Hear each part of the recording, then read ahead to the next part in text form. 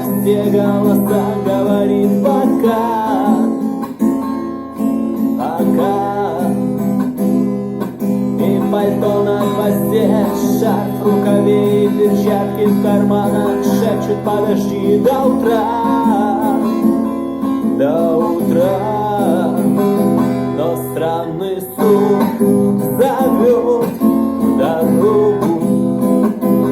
Может, сердце, может, дверь.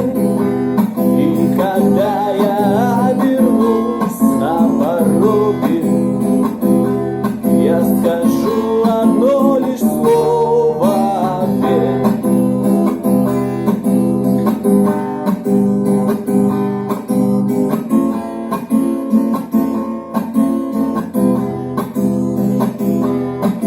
И опять на вокзал, и опять к поездам, и опять проводник выдаст меню и чай.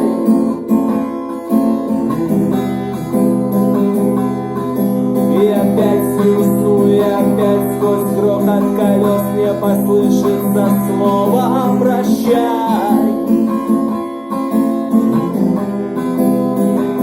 Но странный стук зовет в дорогу.